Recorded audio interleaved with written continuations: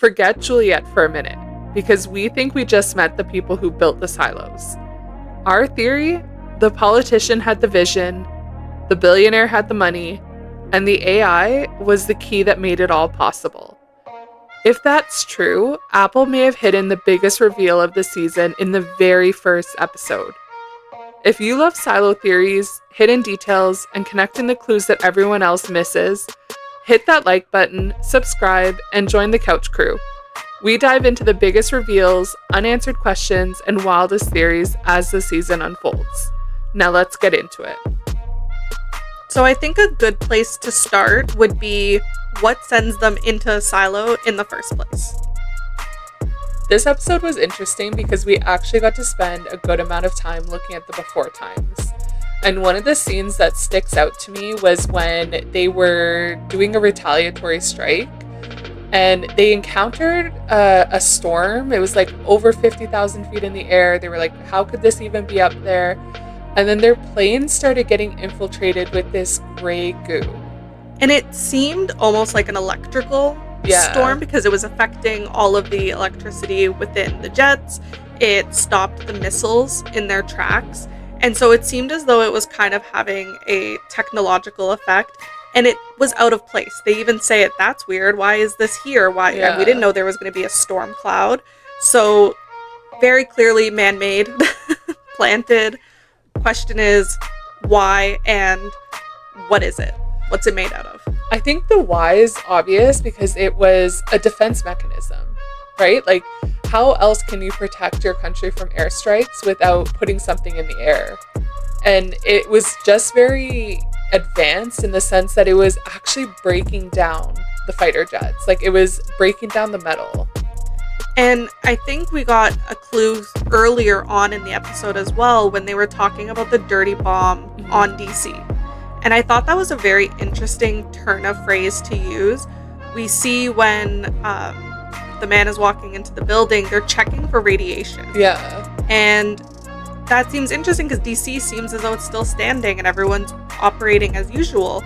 So what was this dirty bomb and how is everyone still functioning relatively normally, but they're preparing for an attack in revenge or in retaliation?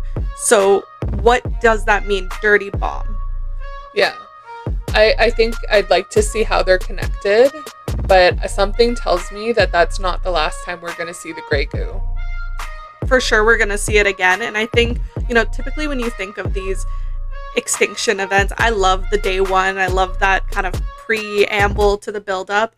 It's always technology or nuclear bombs that are the source of the nuclear apocalypse, right? The end of the world. And so it's interesting that the phrasing being used here is kind of implying it's not a nuclear bomb, but maybe it is technology.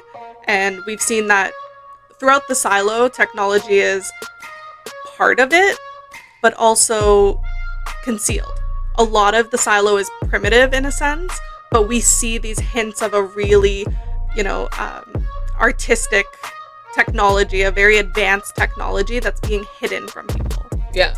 Otherwise, their day-to-day in the silo is very mechanical. Like, it's regular machinery. Yes, and it's a distinct lack of that kind of futuristic technology that you would kind of expect in some of these post-apocalyptic things. So it'd be kind of interesting to see what did they mean by dirty bomb. And I do think that gray goo is part of that atmosphere that is toxic, which is why they can't go outside now. 340 years later, I think they said. This episode also introduced us to a very exciting character for me, and that's Stenson. He's going to be portrayed by Colin Hanks. And we don't actually see him yet, but we get introduced to the hospital that he funded, essentially. And this all starts when Charlotte is one of the people flying the jets who encounters the gray goo. She survives, but she has a traumatic brain injury. And we actually get Thurman's daughter, Senator Thurman's daughter, who calls and says, we rerouted her to a different hospital that is being funded that specializes in brain injuries. I think it's going to lead to a broader conversation because that whole hospital is based on long-term memory, traumatic brain injuries, and we've seen themes of memory being played with through every season so far. This season specifically, we're seeing Juliet with a loss of memory. And for good reason, she was uncovering a very big piece of the silo. So I'm curious to see how it all tie in. Yeah, we see the memory part serving as a means of control. And they reference it a couple times in season 1 and 2, where they say they have a way of making people forget things. And we hear it in this episode as well, that they can plant memories as well. And they're discussing about how even simple things, making her like mushroom soup instead of the fact that she doesn't like it. So we can see how important that mind control is, that aspect of being able to make people forget the rebellion, forget anything before the rebellion as a means of control. And I think we're starting to get that origin story of who taught them that, who introduced that into the silo, because how do you keep 10,000 people underground calm? Yeah. And how did we kind of get to that book? We see they rely very heavily on the pact and the order. And we see the leaders using the order to kind of determine how to deal with these moments of rebellion and these strong personalities through these means of control. And I think we're going to meet more the character who funded that technology and that study of the brain and memory. And they've obviously gotten to a point where it is so advanced that they're able to do it so seamlessly. We also think it's happening through their water, that's how they're keeping Juliet without remembering. And we even saw a conversation between Camille and the computer where she was saying, the founders knew that this wasn't perfect.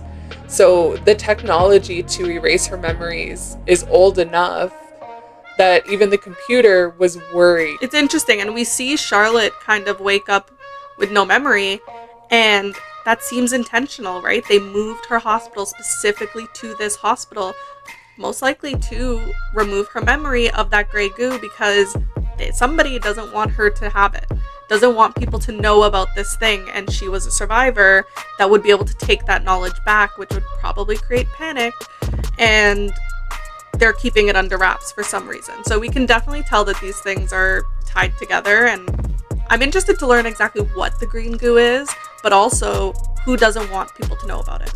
And I just had a thought, what if they sent them there intentionally to test out the gray goo, and it wasn't actually a retaliatory strike?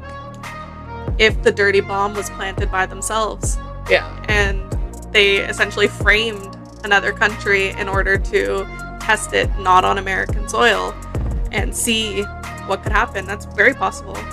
Finally, we have what might be the biggest clue we've gotten so far about who created the silo. And it comes in the form of Senator Thurman.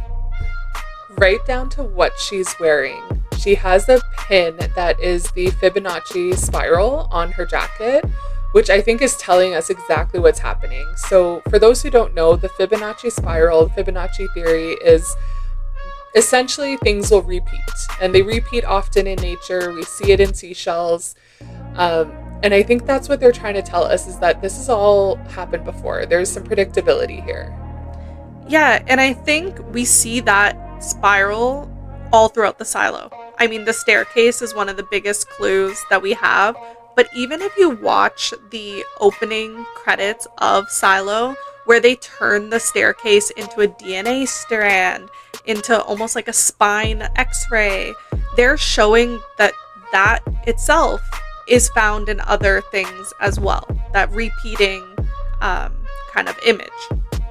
So I think it's interesting that she's wearing that because she has a very small role. We actually see her daughter have a larger role than she does.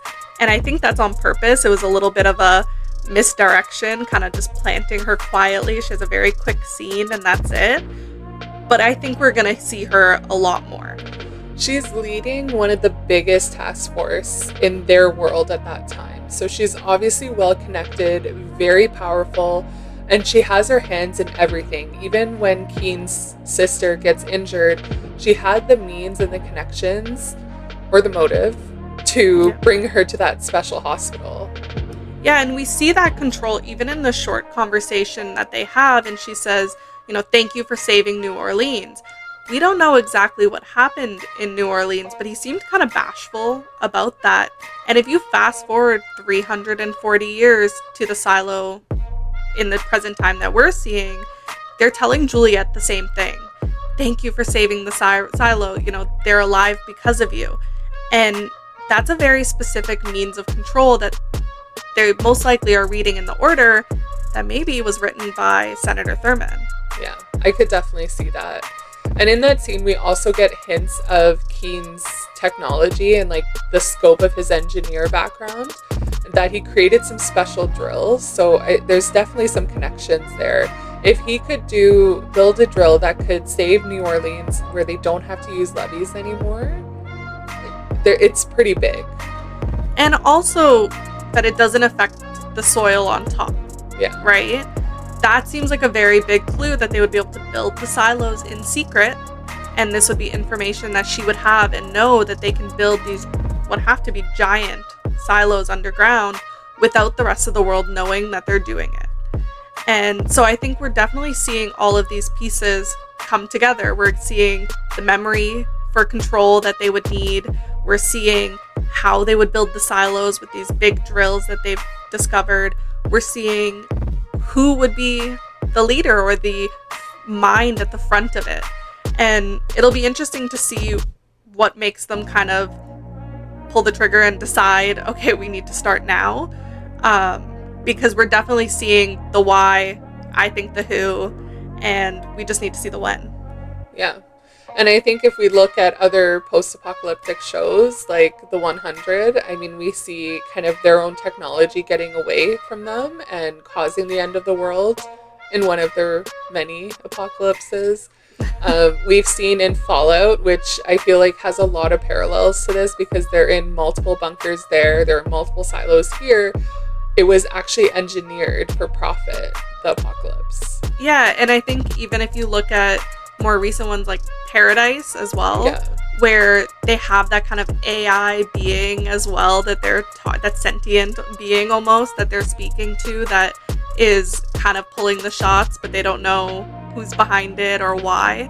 So you can see a lot of similar themes across these shows. It'll be interesting to see where Silo takes it. So let's put all the pieces together.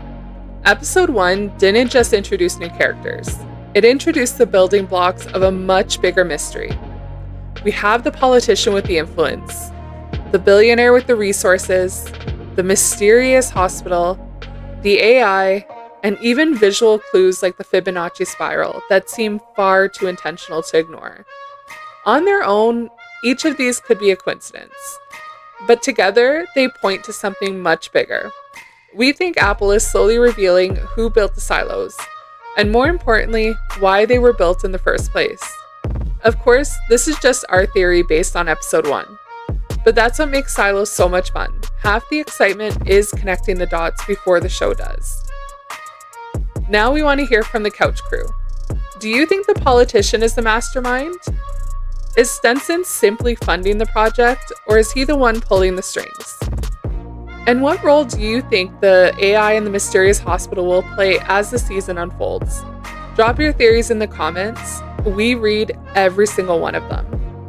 If you enjoyed this breakdown, don't forget to like, subscribe, and join the couch crew.